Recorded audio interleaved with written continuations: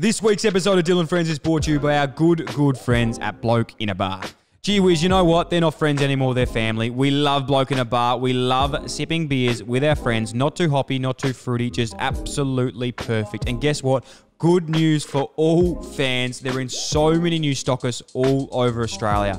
In WA, Victoria, Tasmania, South Australia, and New South Wales. You can see the stock list here, and it's absolutely growing by numbers. So make sure you get in store and make sure Bloke In A Bar is your next beer of choice. You can also jump online at blokeinabar.com and check the store locator to see the nearest stockist to you to get your hands on some Bloke In A Bar. We absolutely love it. In the sun, with your mates, drinking bloke. Let's go. Wowee, this is big, this is huge, this is massive. A special edition with two of the best young players in the game. Scratch that, the best players in the game.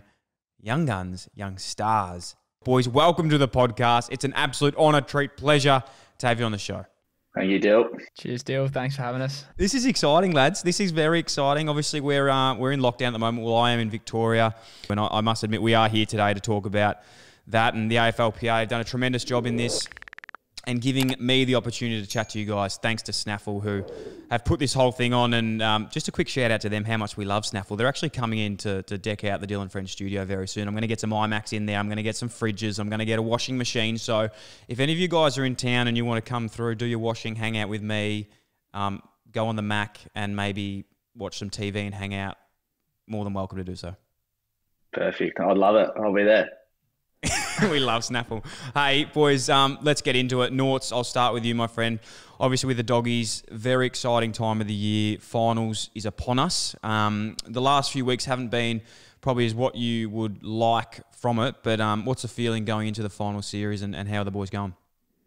Yeah, obviously the last 3 weeks have sort of been a bit disappointing. 3 losses isn't ideal coming in the finals, but like every year, it's pretty exciting. And this year, a bit different, heading down to Launceston. If you told me last year that we'd be playing our first final down in Tassie, I would have told you to be kidding yourself. But a final's a final, and hopefully we've got the rust out of the way in the last 3 weeks, and we get back on track this weekend. Now, that answer that you gave me there was unbelievable. You're obviously very well media trained, but I just want to reaffirm that this is not SEN. This is not Jared Wakely. You're allowed to have some fun with us today, and I'm looking forward to having you on.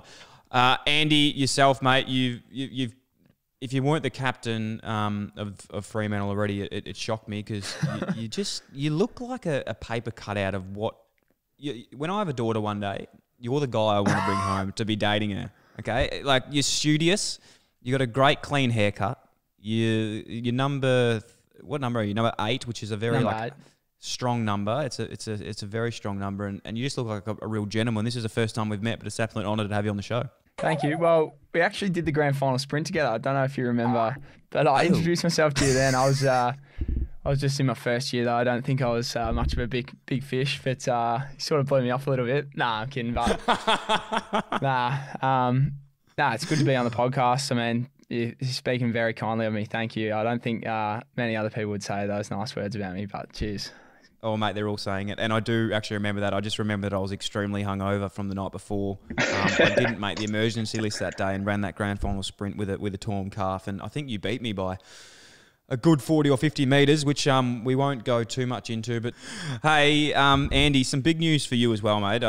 I said that this wasn't AFL 360, but I'm hitting you with a hard one now. And I suppose it's something that is interesting at this time of year because you've obviously got friends at your footy club. You got drafted with Adam Cherry. It'd be remiss of me not to mention it. I'm sure he's a really good friend of yours. How is it when you're mates with someone at a footy club? You've obviously got the personal connection there, being friends with them, but you understand footy's a business too. He's requested a trade.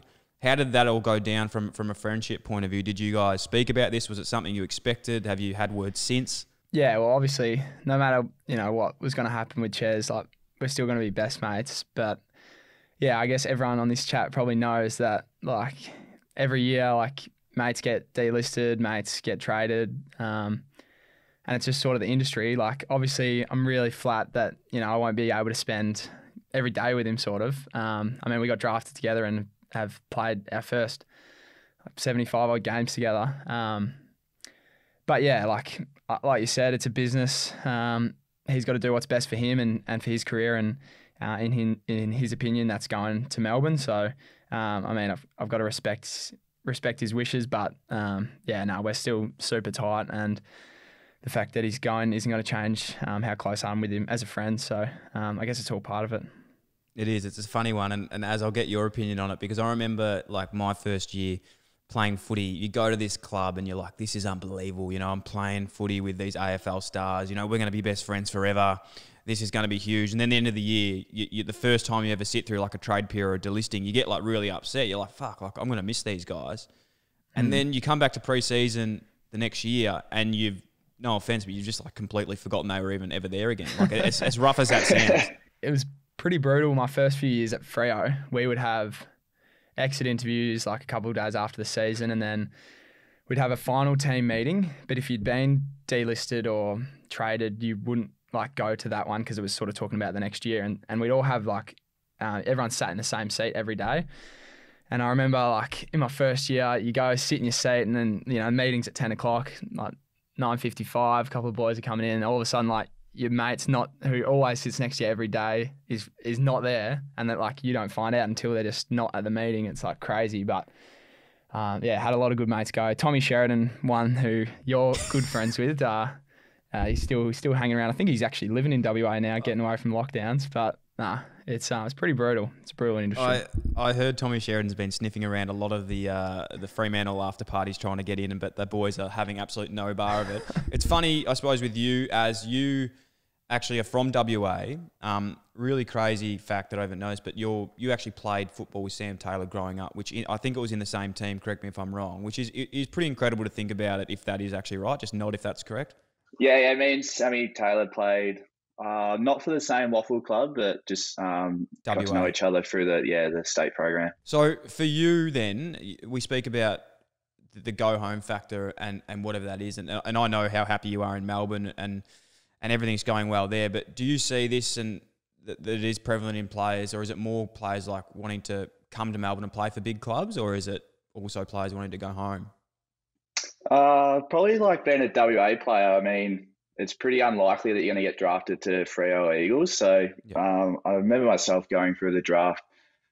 You're probably bound to end up interstate. So you're probably more so than the Melbourne boys. You're already preparing for that. So for myself, like besides Freo, they could have picked me, but they got Chera, and now he's left with pick 5, so a bit stiff on them. But hey, you could have gone pick 2. You could have taken my pick. Nah, you're too good. But yeah, you sort of realise that you're going to go in a state as a WA player, so you sort of prepare yourself. So for myself, it was pretty likely, and you sort of come happy and content with it, probably more so than, say, a Melbourne bloke who's probably got a 50-50 chance of staying home.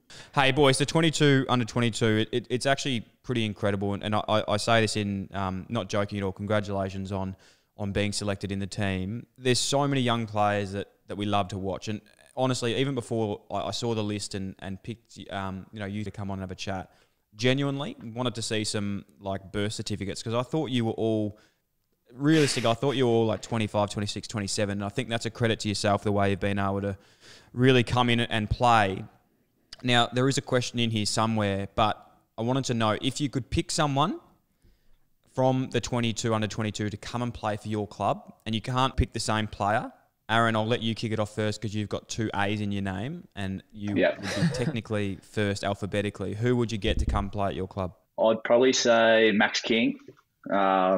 Watched a little bit of him play this year, fellow key forward.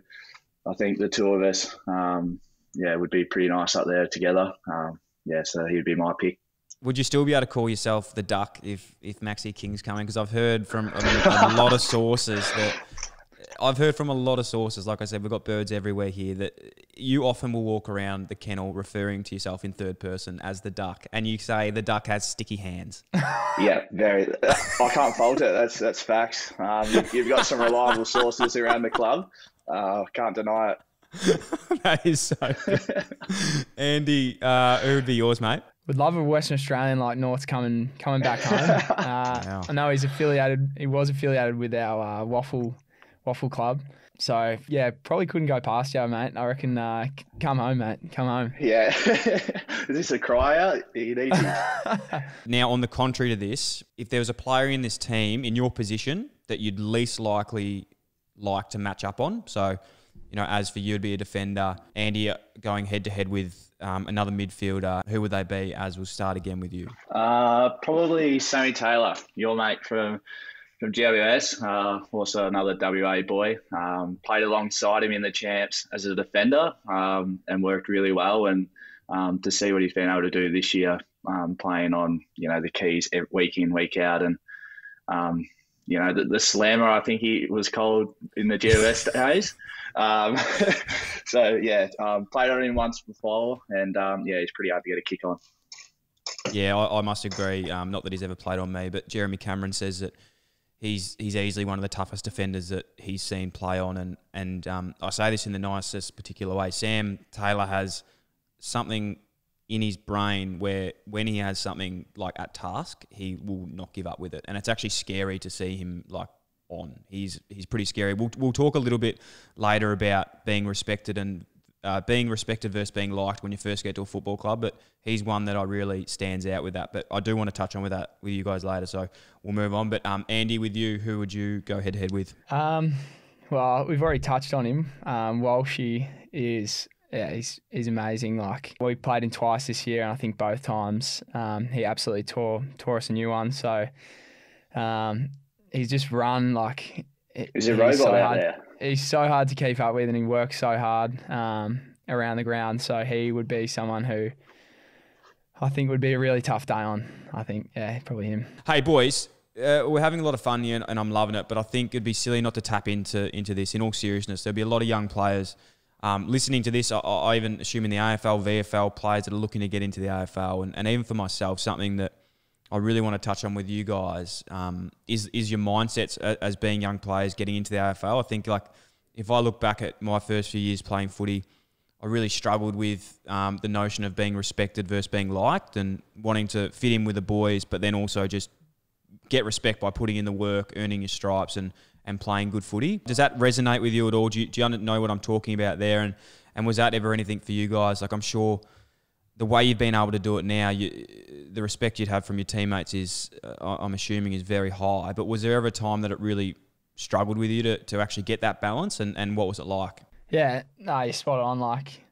First get to a club and everyone talks about, you want to, put your head down and work really hard, earn everyone's respect. But at the same time, like you said, you're meeting 40 new blokes. For me, moved into state, didn't really know anyone here. And you just want to be everyone's best friend and want to be sort of the get around guy. But you quickly realise that, it's the blokes that work the hardest, that, might not necessarily go out on the piss with your mates. There's a time and a place for that, but there's also a time and a place just for, working your ass off. And I think the sooner I sort of realised that and, the sooner I sort of just said, pre-season's here, I'm here. I'm not here to just take the piss. I'm here to, I've moved into state. This is my career. And I really want to get the best out of myself. And once I made that clear, everyone sort of respected that decision of mine. And from then it's just building your confidence, playing good footy. And I guess, sort of your friends will be your friends, no matter what decision you make, I guess, if that makes sense. So, Norts, what about you, mate? I think even for being a bigger boy, from what I've seen, these competitiveness and the passing of the guard per se is actually a lot more prominent when you're in a key position player. And even with the Dogs, it's been quite obvious who is competing. You've got Shaki, yourself, Jamara, Joshy Bruce, and it's quite public. Firstly, what's that like? Obviously, your friends first, but your teammates, you've got to compete against each other. And from experience as well, it actually does get quite awkward, sometimes when you are in these positions, especially as a young player.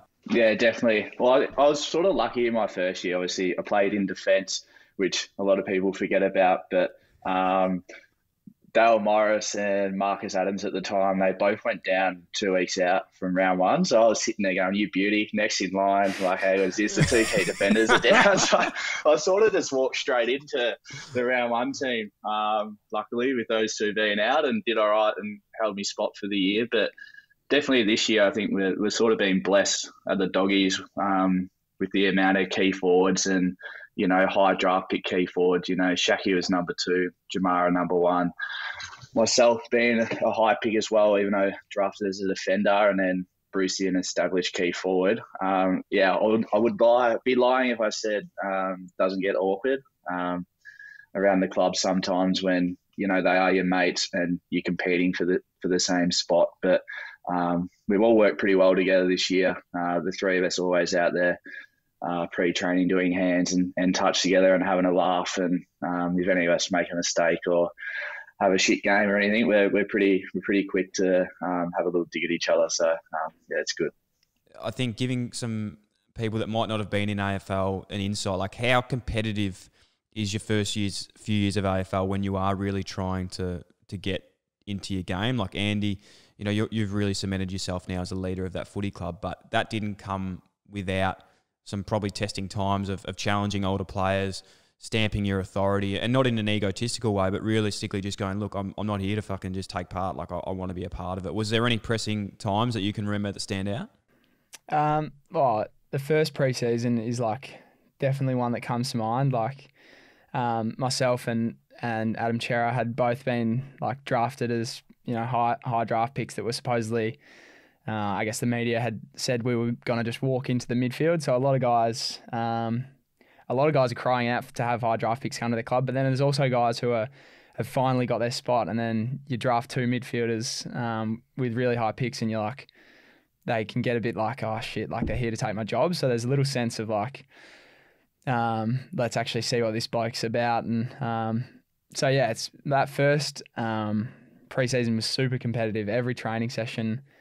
Not only just between myself and Ches to try and prove sort of who was fighting for the spot, but then also the guys that were there previously to sort of say, hold on a second, like, this bloke's just a kid. Like I've been here for ages and I've been working my ass off. So yeah, it's always a fight for, I guess, who's top dog.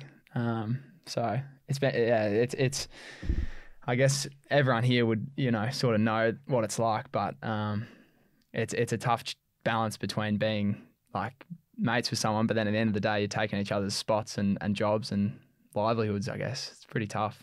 It is tough. You could be the first pick in that draft, but if the rookie comes in with a better attitude than you, then he's going to be playing first, really. Josh Tracy, who got drafted to us this year. The Big Kahuna.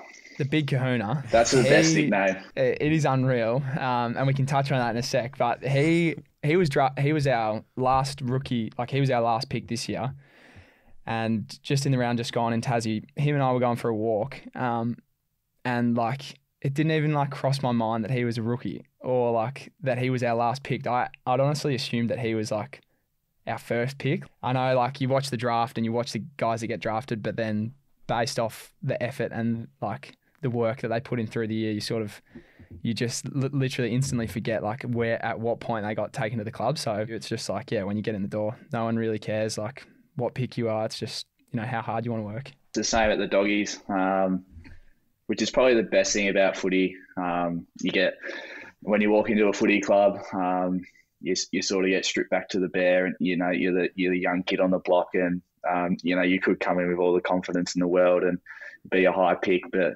you get shut down pretty quick if that's your attitude. So it's pretty even playing field once you get to the club, which is the best way to be. On a contrary, I say this, I don't regret this because I think I've learnt from it later in life, but I really did go to a club and just expect to be given games and expect things to just happen. But there was a lot of players that just surpassed me, like yourselves, that you rip up your birth certificate, you just get in there, you work hard, you want to be respected. And I suppose it's just a good listen to all those aspiring young blokes and young females out there that are looking to make it to the top of their game, because it's never ending. And I think as soon as you think you're in a comfortable position, that's when you're probably going backwards. Yeah, definitely. Touch on the Big Kahuna, please. Nicknames are my favourite. I do want to touch on this. It is pretty straightforward. Josh is a country lad and he grew up in a place called Kahuna. It's like 15 minutes out of Echuca, I think. I've never been really that close to it, but he's just a big strapping lad, funny country fella, and he sort of struts around with his chest out, a bit like Norts from what I've heard. But yeah, just rolling with the big Kahuna. I think Griff Logue came up with it, but it's caught on. Everyone loves him. So I don't know where you guys live, and I know you're in WA, Andy, but I ran into Norts not long ago. We'd met down the street, and I've never seen anything like it. I don't know if they call him the Duck because of the jukes on the field or the way he struts up and down Dundas Street in Albert Park, but it was unbelievable. The seas were parting of people that were walking through, and they were just in awe of this man, how handsome he was with this big mullet haircut walking down Albert Park. So the presence of him, it's pretty incredible when you see it up close. Yeah, I did see it out the corner of my eye, and I said, I'm going to make a real statement here and just really shut him down and overshadow him and just made my presence really felt. I feel like I've done that, so I'm happy with how I acted. No, you did. You set the tone there, and I completely felt like shit, so thank you very much. Hey, boys, before we move onto some fun stuff, I am going to pick your brain on one more thing. We all know to be good in life and good in sport and good in these things, you have to be dedicated at training. You do the program, and that's how it works. Now, one thing I probably didn't do enough was things outside of the game. What are some of the things now that you guys do to take you to the next level? We see how much there's things of visualization, gratitude, mindfulness, extras off the field, these types of things. Is there anything that, particularly if you're happy to share, that secrets that you guys have got that you actually use to get you to the next level? It's a tough one. I probably haven't thought about it too much. A little thing probably that I've realised probably only in this year has been probably, visualization and self-talk.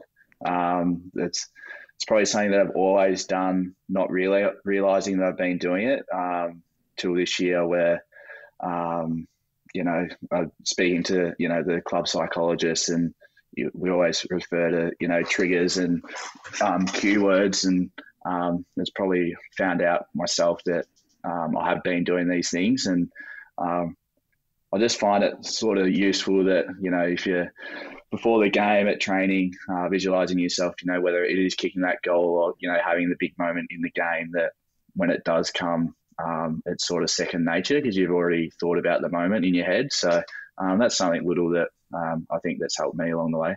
Now, I want to get to know you guys a little bit better off field. Andy, you, as I said, mate, you're going to marry my daughter one day. That's a bit weird because you'll be like 25 years older than her, but you do look like a very studious man. You're studying at the moment. You play your golf.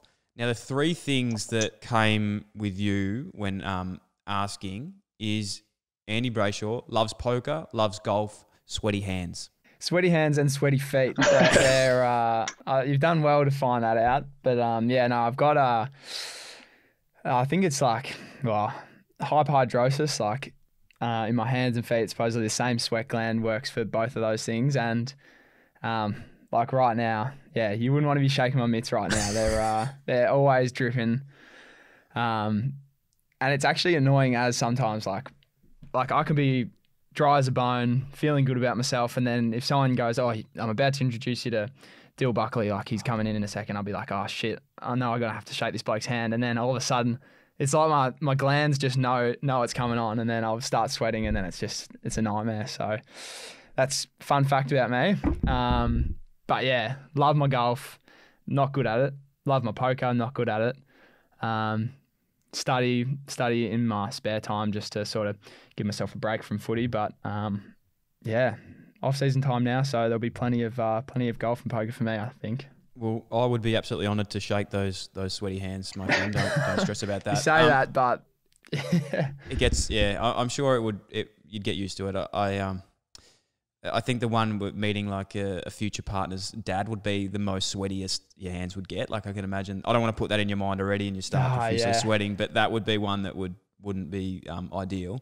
Hey, just on this study, I can't just go over this because I'm going to have to read this out. Like I genuinely don't even know if I'll be able to read it. It's that big. But Bachelor of Commerce at Curtin University awarded membership of Vice Counsellors list, which is only 1% of undergrad students receive 82, weighted as average marking during course. I don't even know what that means. Talk us through this. It's It's not that big of a deal. The Vice Chancellor's award is given out.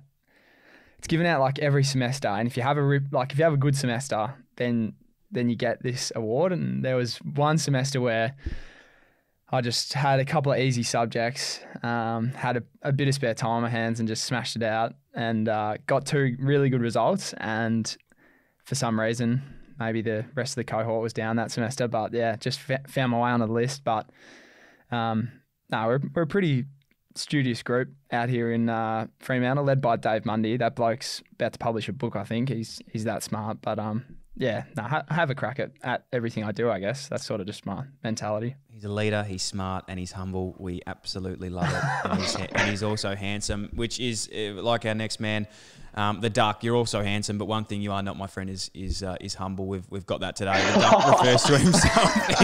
Duck refers to himself in third person. We know that you walk around the corridors talking third person, referring to yourself as a duck with sticky mitts. So maybe you and Andy got to get together and get some of that sweat and stickiness together. You might have some like normal hands. I said you're the king of Albert Park at the moment. You've played footy with Sam Taylor in WA, but you've got an interesting household. You're living in Albert Park, I said, with 2 other players. I think one's Big Timmy English, who is one of my favourite men and one that I'd like to have a couple beers with. Who else are you living with? Also Paddy Lipinski as well. So been together 3 years. And might I just add, we did give a shout out to Paddy on a few shows now. I'm not sure if he's scared of me, but I reckon he's one of the most handsome blokes in the AFL. Just a quick shout out to him. Give us a little bit into your insight, mate, off field. What are you up to at the moment? I think you said you were doing a little bit of study as well. What's the big Duck doing off field? Besides talking about myself in third person, which takes up the majority of my time, I am studying a Bachelor of Education. So just doing that part time, slowly ticking away. Sometimes a bit of a struggle, but it is good to have a little bit of an outlet from footy. Other than that, living with the 2 boys, Timmy English is also a big fashion man and an addict to golf. He's sort of struggling a little bit in lockdown. Every night he's just sort of swinging the club inside in the living room, probably 100 to 1,000 times a night, different clubs. So that's unreal. It's quite funny. We'll be just sitting there, after dinner on the couch, drooling shit, and he'll just casually get up, and these golf clubs sit right next to the TV, pride of place, and he'll just slowly get up and grab the club out, admire it, set up his feet. Takes him about 2 minutes, and then he'll take a couple of swings and then put it back in the bag, and then he'll sit down like nothing's happened. So it's quite funny. I always record him. So I reckon I've got about 5 minutes of footage of him doing that probably in the last week. So it's quite good. We need some vision of that, boys. Hey, let's get to the business end of the year. I just need a couple tidbits from you to finish off on what's been a pretty strange year. Obviously, Doggies are in the finals, but I'm putting you on the spot here. You've got to give me something for it. Let's go. Firstly, who wins the Brownlow? Gonna have to back my own man, Bont. Hopefully he gets up. He's had a good year. I reckon Bont's had an unreal year, but you guys have so many dominant players. That's the only thing that I reckon could hurt him. Yeah, definitely. There's too many mids in there taking votes. So, but he does stand out a bit though. He's amazing. Yeah, I'm gonna go Took Miller. Wow, just a bit of a roughie. Like, I just think every week he just dominates and hopefully gets a lot of votes. So yeah, someone that could even be in the 22 under 22 this year, boys. Rising star, same order. Luke Jackson for me. Key position, young fellow. He's had a good year. So yeah, he's me. Yeah, I've seen everyone tipping Luke. So he's staying in my family home back in Melbourne. He's a host. Like, he's in my bedroom. So my bedroom's his. So I've got to go with him. That is so weird. Yeah, it's actually, I'm pretty flat every time I come back to Melbourne. I've got to check if he's actually staying in my room or if I've actually got somewhere to sleep. So, but no, I'll go Luke as well. When I picked my 22 under 22, I really fucked up, and it shows how silly I am. And I didn't put Luke Jackson in my team, and I've been abused a fair bit throughout my career, but that time of not picking Luke Jackson in my 22 under 22, which is probably fair enough when he's going to probably win the Rising Star, was a mishap for mine. So I do apologise on that one, and we move forward. Premiership going forward, North, I'll skip you, mate, because I think the Doggies could be your pick. Andy, you can't. Don't just do something here to make friends. I want you to make your call. Nah, yeah, I back in the D's. My brother's going to turn it on with Clary and the track, and I think they're all going to get to work. If anyone wants my opinion, which I'm not sure they do, but I'm going to give it anyway because it's my show, I'm going to say it's going to be out of... I think the door is still wide open, okay? That's what I'm going to say.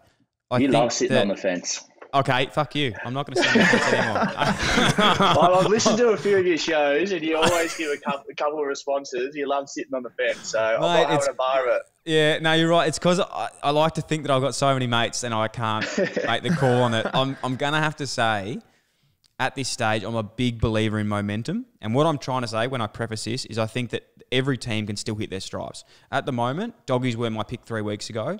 They've fallen out of stride, but I think you can turn that around very quickly with one win to be back into that premiership contention.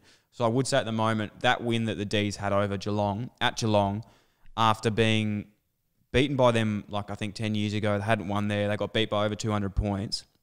I think mentally, you guys know what it's like when you have that little win like that. That could be something that really spurs them on. But then I also think Brisbane as well. So back to my comment, I'm going to sit on the fence. I think Brisbane might win the flag. Yeah, I have no idea. It's a very tough comp. I honestly also think that the Giants could win too. Like, I really do think that. But Norts, if the Doggies do win it, I'm pretty keen to, like, I'm happy to support them on their day, on their post-grand final day. So when you win, I'm going to rock up with about 45 cases of Bloke In A Bar, and I'm putting on a day on courtesy of Dylan Friends, and Andy and I will just head to the pub and we'll just sink them by ourselves and drown in our sorrows.